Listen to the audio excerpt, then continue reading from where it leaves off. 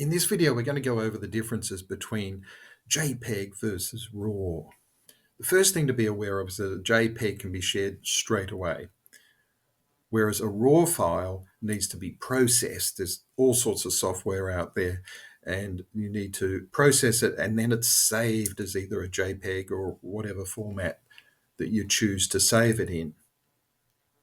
That's the first thing to be aware of. You can go take a picture on JPEG, bang, you can share it straight away. You can print it out, you can do whatever you want with it. I think starting with JPEG format is a really good idea. That way you can certainly just focus on learning more about your camera. You don't have to worry about all the post-processing. Just focus on getting to know your camera and focus on getting your photography going. Don't worry about the post-processing to begin with. That's my opinion. And I'll mention my own choices with JPEG and RAW a bit later. If you're somebody who's got into photography and you go, oh gosh, I'm really looking forward to all the post processing, I love that idea of doing this and that with the image and manipulating it. Well, then, yeah, shooting RAW is a really good way to go because the RAW file is going to have more information on it versus the JPEG. So if you're super keen to get going with post processing, absolutely, RAW is then very important. But if you're just wanting to focus on the actual image in camera, go JPEG, learn your camera skills, and then also be able to focus on your photography, and then later come back to more of the options with post processing. Now, another big feature about choosing between JPEG and RAW is what are you using your photos for? What's the end result?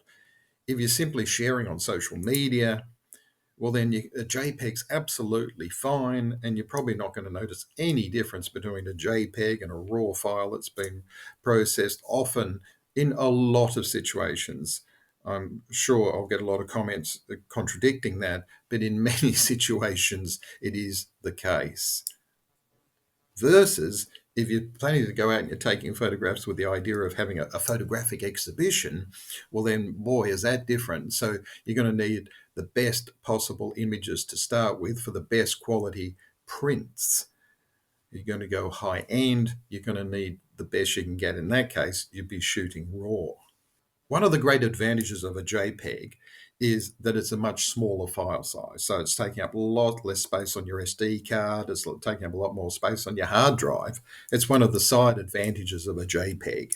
What happens with a JPEG file is compressed in the camera, which means that some of the data, some of the image data is done away with so as to reduce that file size versus the RAW, which is keeping everything that your camera processor, your sensor in your camera, whatever it can produce, the RAW is capturing. One of the things with JPEG is that you can do is that in the camera, what's happening, two things, it's processing. If you do a long exposure with your camera and you're shooting JPEG, you'll notice that often on the back of the camera, if you've got the LED display on, you've got the in-camera view where you're seeing what you're photographing on the back of the camera screen, that LED screen. Well, it'll often read busy, and what's happening is that the JPEG it's processing it in camera. Now, once that's done, you can make further alterations with that JPEG. You can do processing in camera of a JPEG. So JPEGs, by the way, don't get confused. RAW is very much all about processing. They have to be processed through the software for them to be shared and printed, etc. But with JPEG, you can still do processing, even though you can immediately share that file. You can then take it. And the great thing about that is that often the software is way more simple and straightforward than perhaps with so much of the software processing for RAW files. Like you can simply open the basic photos in Windows and alter the contrast, put all sorts of filters on it, alter the exposure. So you can certainly do alterations, post processing, if you like, with a JPEG file. It's not like that all disappears. You can manipulate that image strongly as well. But one factor is that because the RAW file has much more data, you can do more extreme manipulation and get away with it without deterioration of the image. But again, in your average situation of what you're going to find yourself photographing, a lot of this doesn't come into play. It's going to be quite extreme light conditions, really low light, really contrasty light, things like that, where you will then start to notice a difference. But often you won't, the difference won't bother you. Often the difference is not a big deal. JPEGs take up a smaller file size. Now, the RAW are much larger file sizes and they require much more space on your memory card and also on the hard drive. It's obviously it is one of the drawbacks of RAW files. They are much larger.